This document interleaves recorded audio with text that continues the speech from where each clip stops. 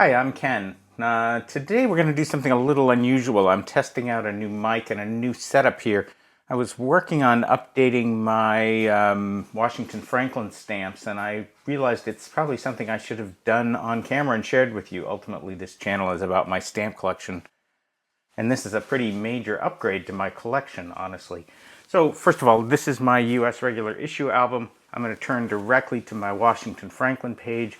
You can see that I have a fair number of these across a number of pages, but I just added some stamps from a stamp show I went to and realized that this section in the back was starting to get just a little chaotic, as were the pages down here. And I wanted to do an update, and I realized that this table that I have on every page is getting in the way of me putting as many stamps on every page as I want.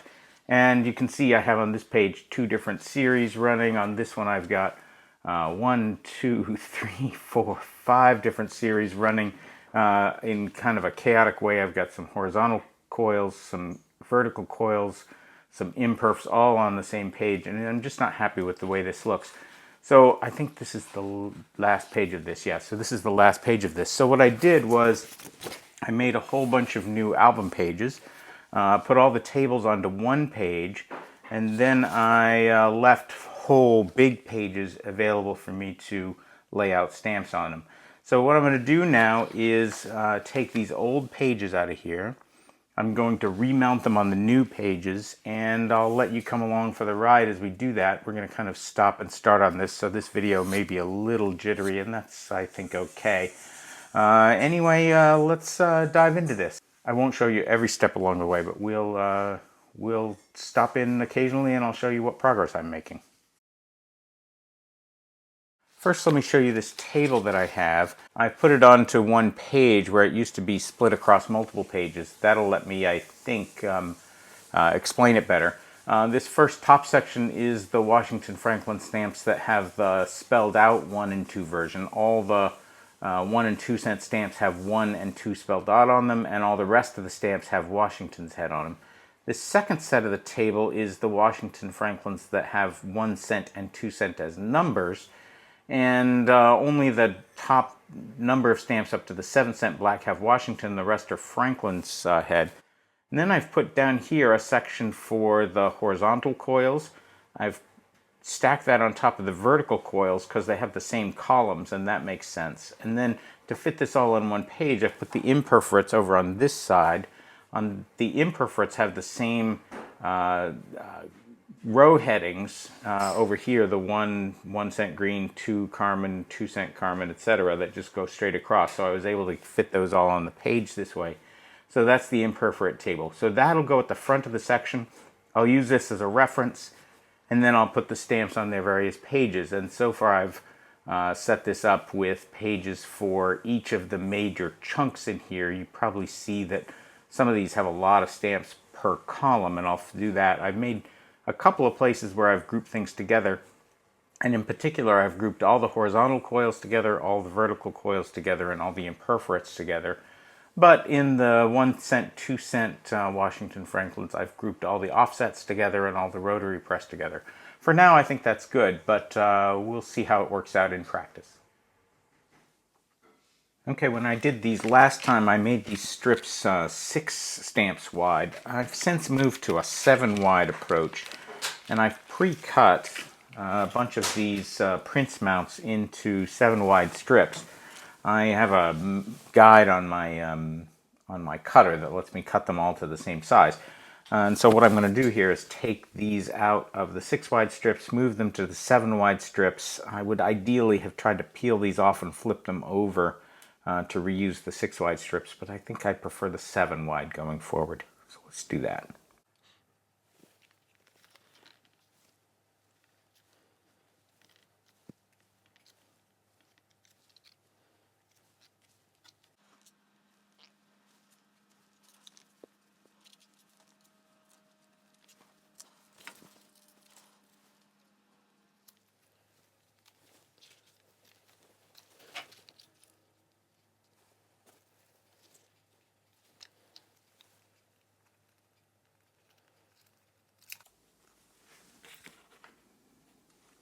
I'm missing the 13-cent stamp, and I have the 15-cent stamp, so I'm going to put that in here, but I like to leave the space as I go.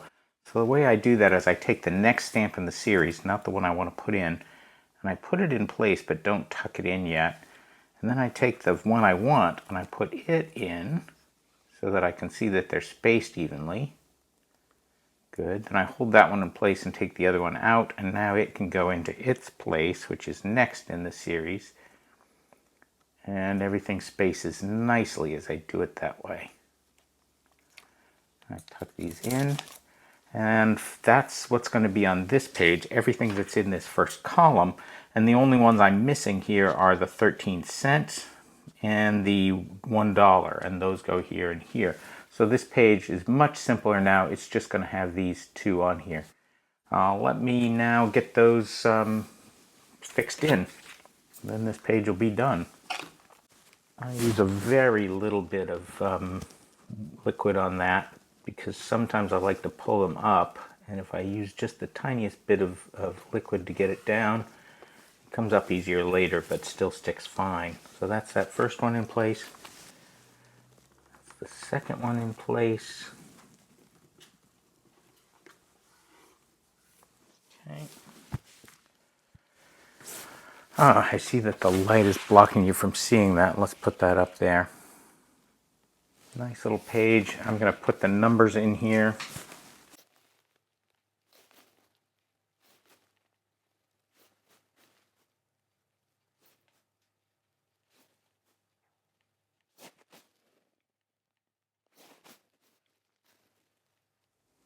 I don't number the spaces I don't have stamps for. I don't know, that's just what I do. So that's 339 I'm going to skip over. And then I won't number that one. I handwrite these numbers in here because I want to give myself flexibility if I ever want to reorganize this page, or if I want to slide things over. It's just a matter of erasing the numbers and putting them back down. Anyway, there's our first page done. We're all set there. I'm happy with how that came out.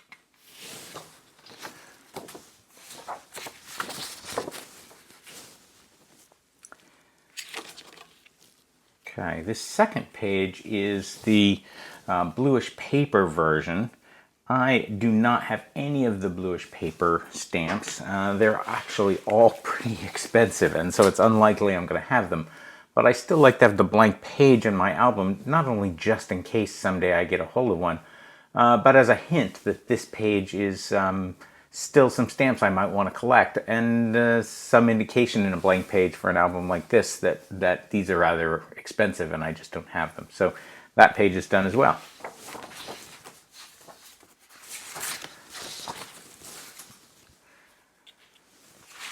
Next we move on to the single line watermark stamps. These are all perforated 12. These stamps were previously grouped together on this page with perforated 12 double line watermark stamps. But it was just too crowded, and it wasn't obvious to me as I looked at this page where the different sections were. So we'll move these to their own page, and hopefully that'll be nicer.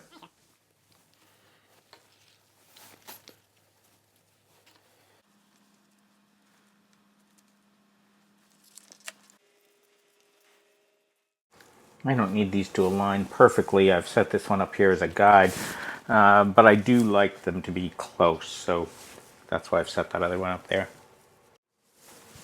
Okay, so two odd things going on here. For this stamp, I've got a note in the previous album, in the previous page, that I wasn't clear about the watermark on it. And so this stamp I'm considering to be non-ideal. I will swap it out when I get one where I'm certain of the watermark. I'm pretty sure it's right, but I'm not certain here. So we'll make that note here as well. You'll also notice this 2-cent stamp is off by itself. I've got everything on this page completed except for this 2-cent is added because it is a version that's cut wider margins than this one. So I thought it was an interesting oddity, and I kept it on this page.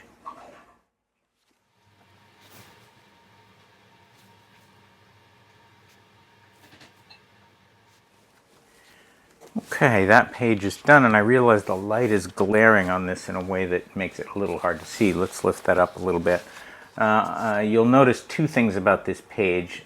One is I've added a note here that the watermark is unclear. I do think that's the right watermark for that stamp, but it's not clear enough, and if I get a better copy, I'll want to swap that out. The other thing is I have everything on this page. When I have everything on this page, I have this little area down here at the bottom. I just put a little check mark just to be a quick reminder that the page is complete.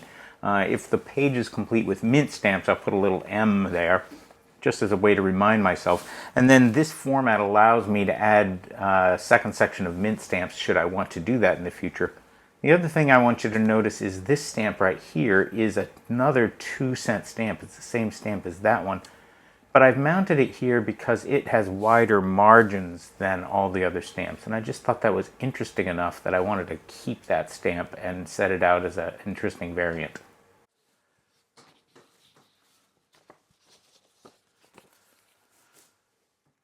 Okay, then this page is done, and I may come back later and pull these mounts off and save them in case I need to cut them for different sizes as I need them.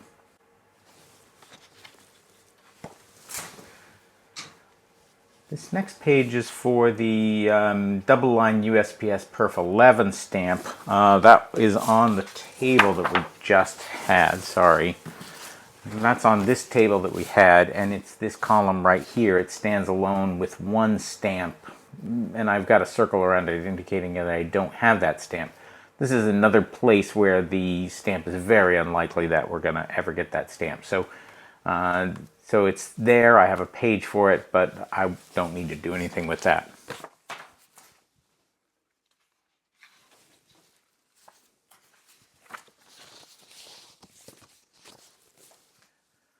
Okay, on this page we have the start of the 1-cent, 2-cent Washington Franklins.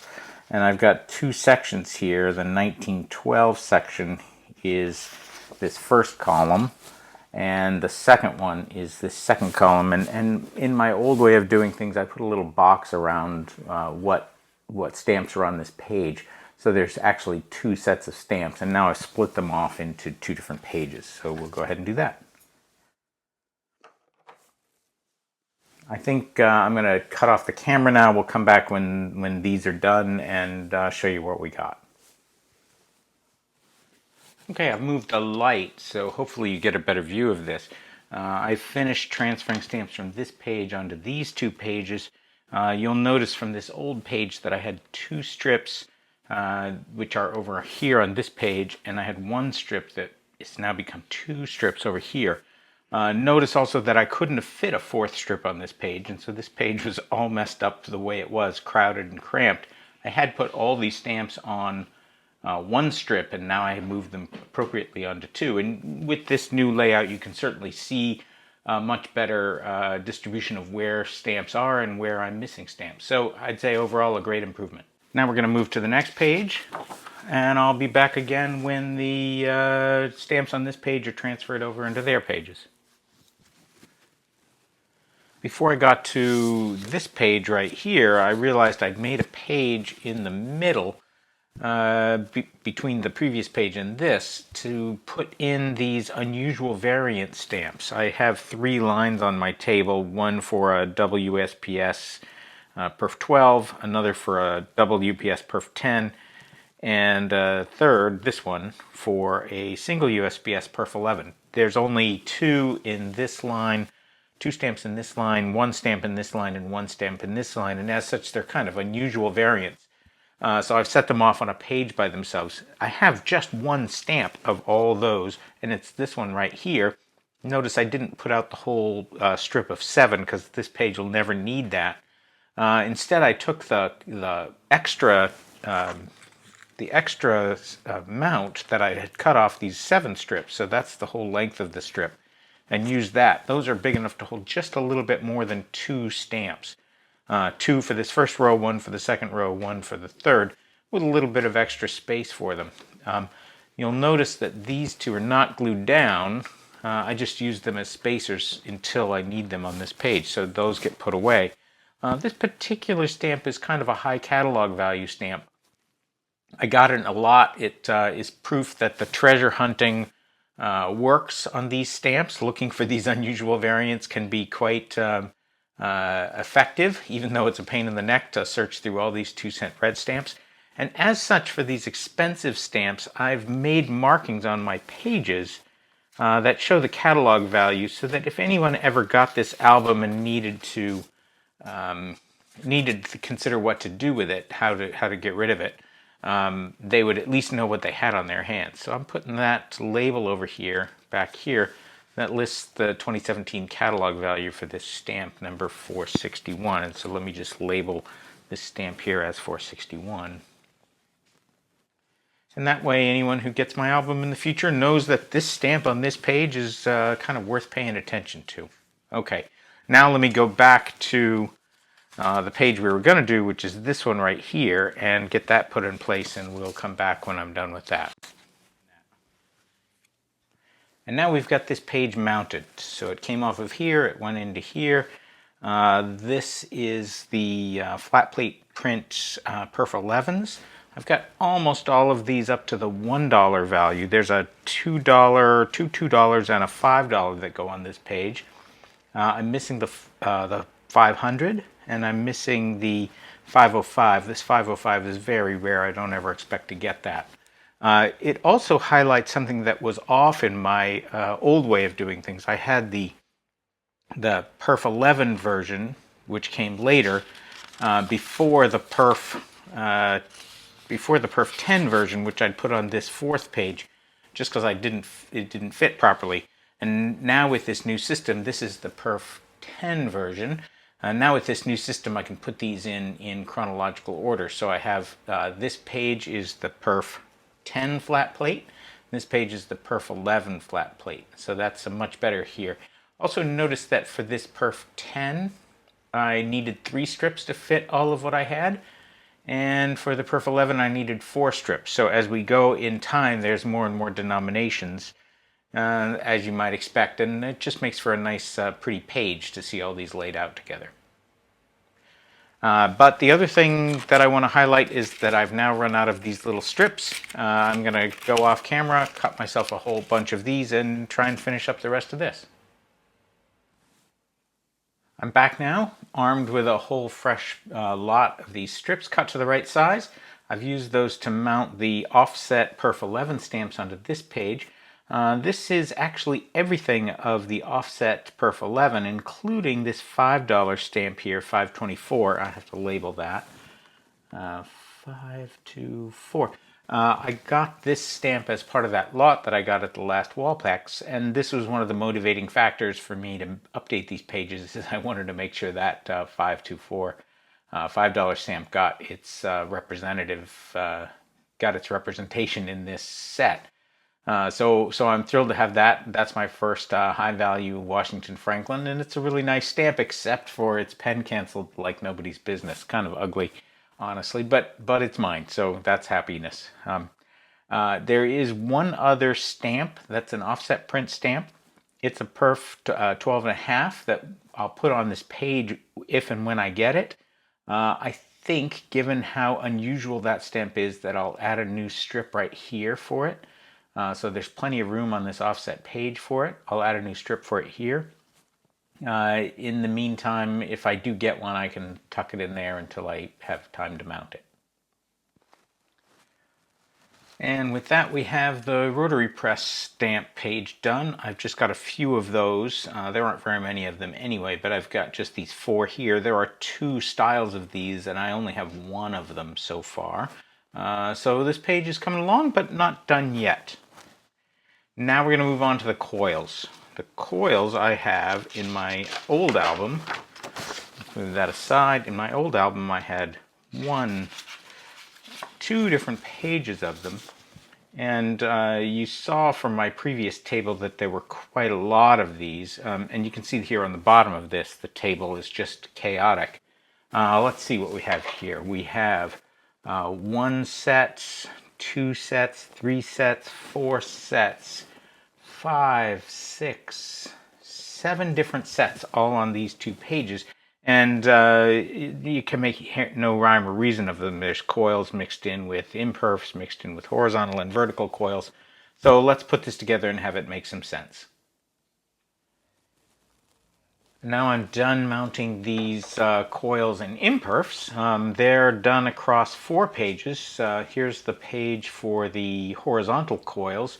Order now. This is great.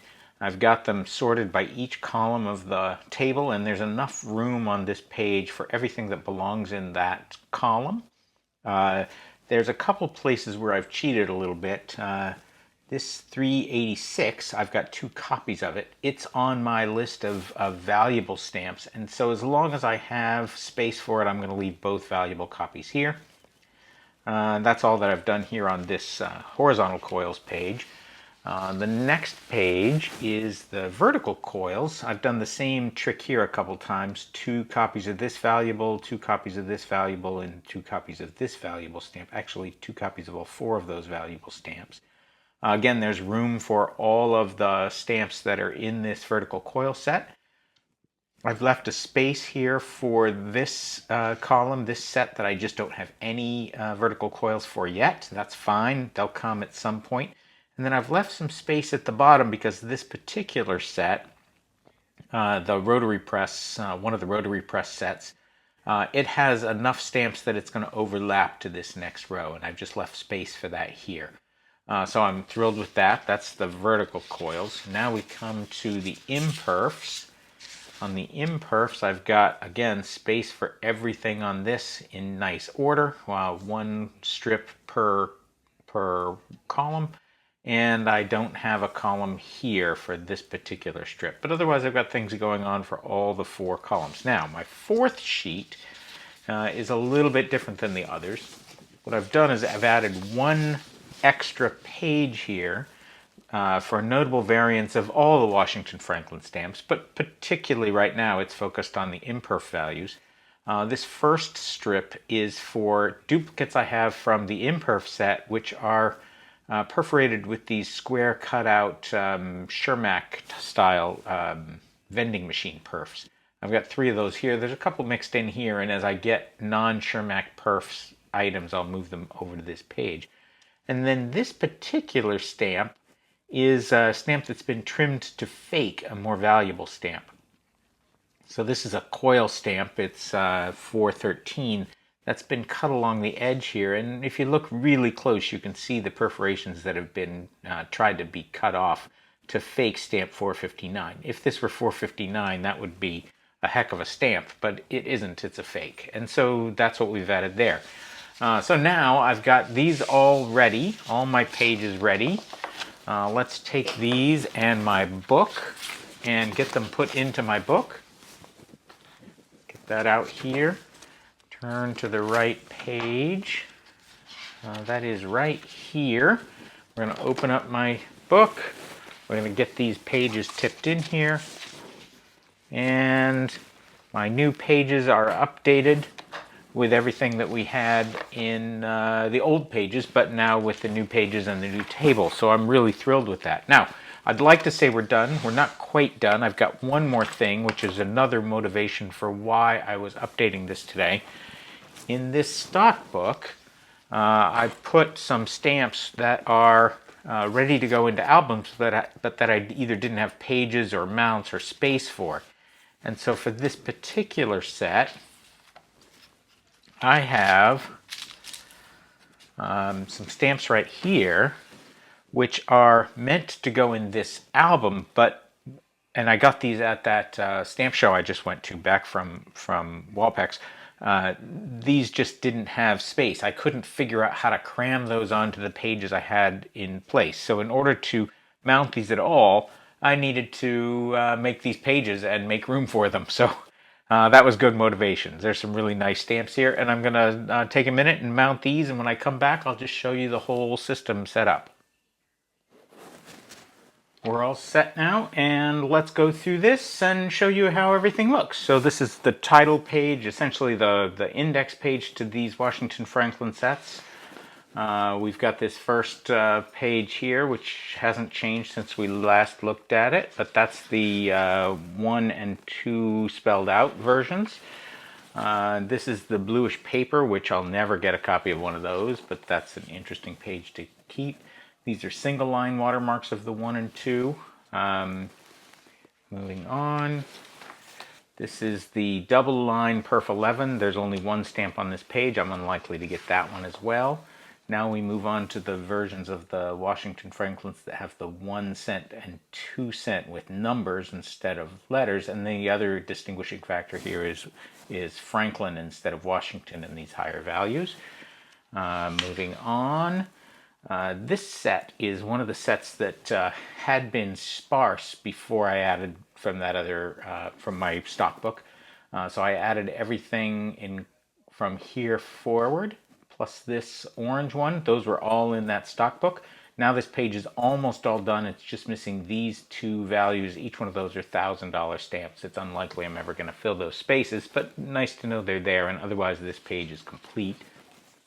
This is that one oddity that is another high value stamp that I have on this page. Nice to have that. It's nice to have that here. And moving on. This is the flat plate perf 10 stamps. Nice page, coming along really nicely. This is the flat plate perf 11 stamps. Nothing new to see here. Now we move on to the offset printed. When I showed you this last time, I'd showed you that this section up here was complete, and that I didn't expect I would get this stamp down here. But when I looked in the stock book, there it was indeed. And now this page is complete, so I can come over here and give it the little check that I like to give to say that the page is complete. Always fun to complete a page. Now we move on. This is the rotary press page, kind of sparse, but a good start. And now we move on to the horizontal coils. We just looked at those. The vertical coils. The imperforates, and we end up this whole new section with the notable variants, the Shermax and this faked stamp. All in all, I'm really happy with how these pages came out. It daunted me a little bit to redo all these pages because I had to re-edit and reformat and use a whole bunch of these strips to replace, but I don't think I'm going to have to edit this page or update this page at all. It's I don't want to say it's future-proof because then someone's going to hand me some amazing thing that doesn't fit. Well, maybe I'll say that. It's future-proof, so hand me something that doesn't fit. I'd love that. Anyway, thanks for watching, looking at my stamp collection. That's after all what this channel is about, and so we spent very little time talking about the history and how to identify things, but more just looking at how I collect things. And when I updated this page, it just seemed like the right time to share my process for updating pages and what's important to me in that process. Happy collecting.